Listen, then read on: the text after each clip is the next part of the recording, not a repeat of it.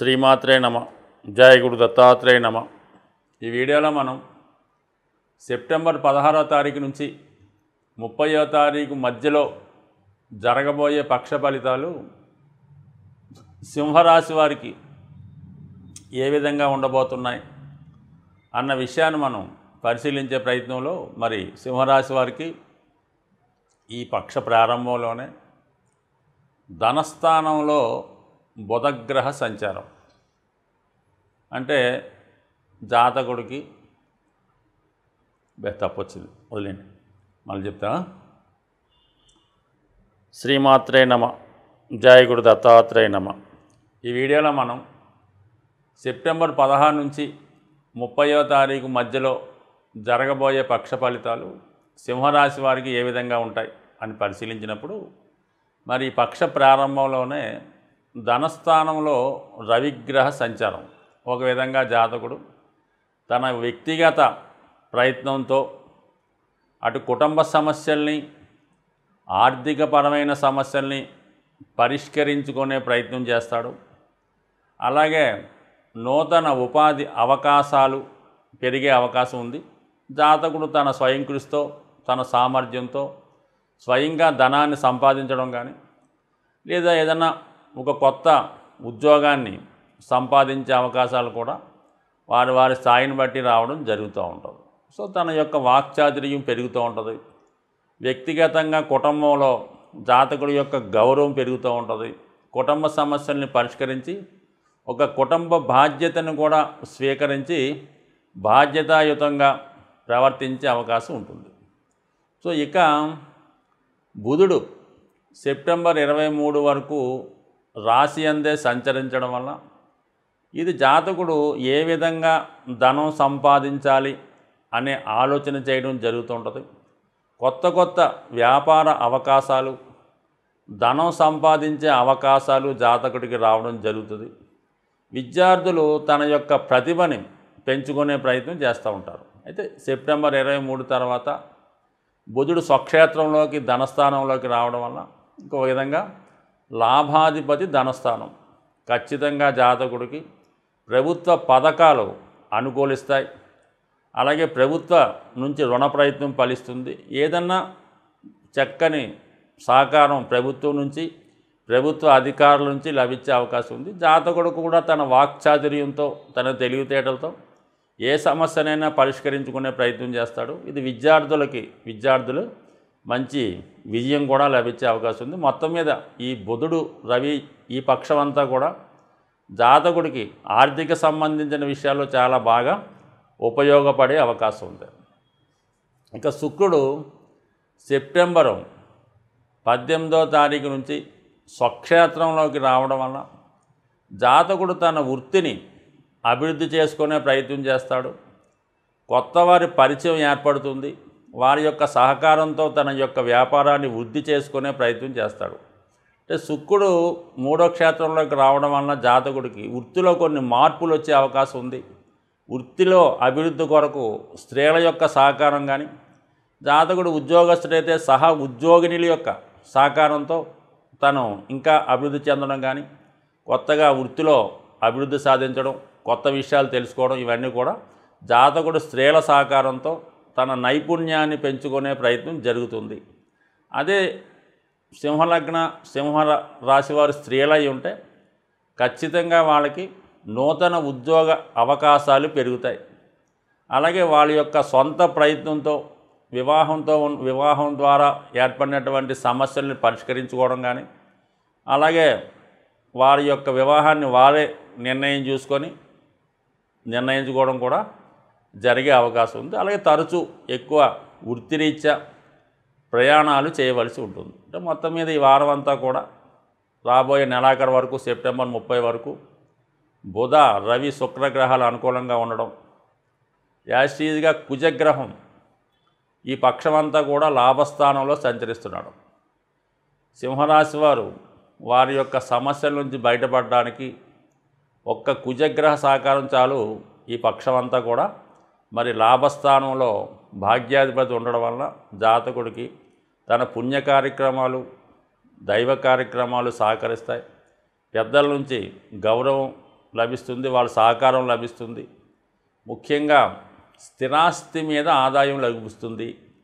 సొంత వ్యక్తులు అంటే తన బంధువులు సహకరిస్తారు.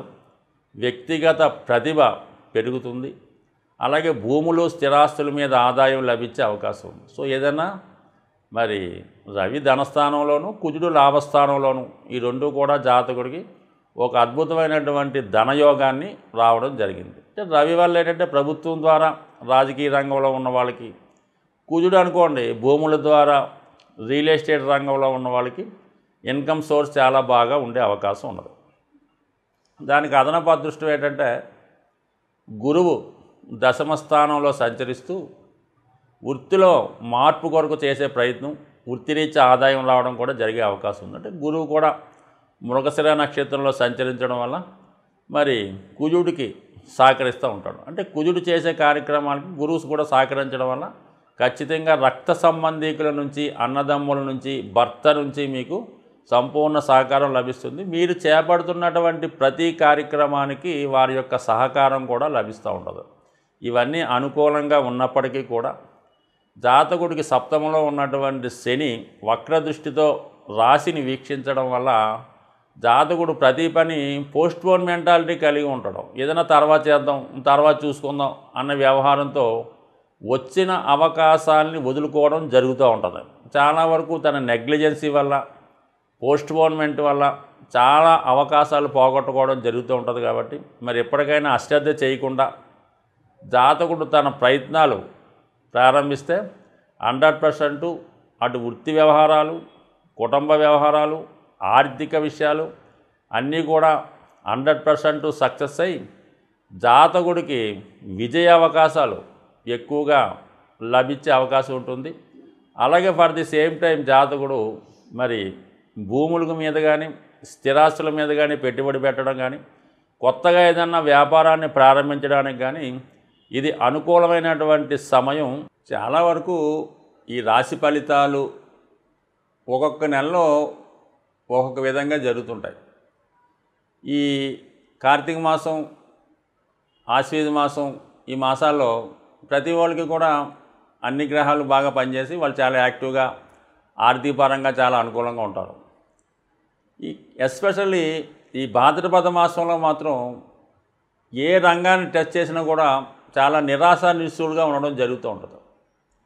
ఈ ఎస్పెషల్లీ వ్యాపారం సరిగ్గా సాగిపోవడం వల్ల, మనీ రొటేషన్ తగ్గిపోవడం వల్ల ఇంచుమించుగా అందరి దగ్గర కూడా డెఫిసిట్ కనబడుతుంటుంది. సో ఏదైనా ఈ భాద్రపద మాసంలో ఈ నెలలో ఎస్పెషల్లీ సెప్టెంబరు 18వ తారీఖు నుంచి మహాలయ పక్షాలు ప్రారంభం అవడం జరుగుతుంది. అంటే చాలా వరకు ఈ మహాలయ పక్షాల్లో పితృదేవతల్ని ఆరాధించడం, వారికి తగినటువంటి పరిహారాలు తప్పనిసరిగా చేయవలసి ఉంటుంది. సాధారణంగా ప్రతి ఒక్కరూ కూడా అంటే సాధారణంగా ఏంటంటే ఆ కుటుంబ యజమాని కామన్గా కొన్ని ఉంటాయి. ఆ కుటుంబంలో కంపల్సరీగా ఈ పెద్ద చిన్న లేకుండా అందరూ కూడా చేసుకోవచ్చు.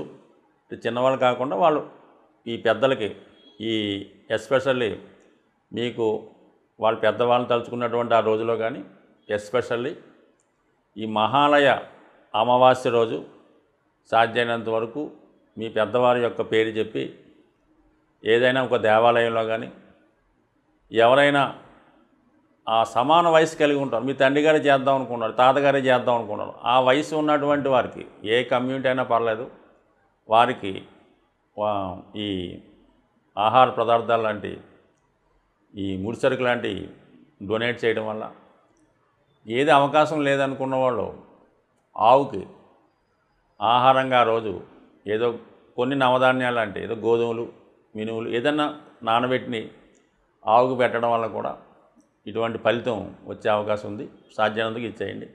కామన్గా ఈ ధన సమస్యలు పరిష్కారం అవడానికి ఒక అద్భుతమైన రెమెడీ ఏంటంటే ఈ నవే డేస్లో ఎస్పెషల్లీ ఈ భాద్రపద మాసంలో ఆంజనేయ స్వామిని ఆరాధించడం వల్ల ఎస్పెషల్లీ ఎవరైతే ఆర్థికపరమైన సమస్యలతో ఇబ్బంది పడుతున్నారు అనుకున్న వాళ్ళు మీకు దగ్గరలో ఉన్నటువంటి హనుమాన్ ఆలయంలో మంగళవారం రోజు ఆర్థిక సమస్యలు ఉన్నవాళ్ళు మంగళవారం రోజు స్వామికి వడమాల వేయడం వల్ల, దాంతోపాటు తేనె నైవేద్యంగా పెట్టి విధి విధానంగా పూజించడం వల్ల 100% ఆర్థికపరమైన సమస్యలు పరిష్కారం అవుతాయి.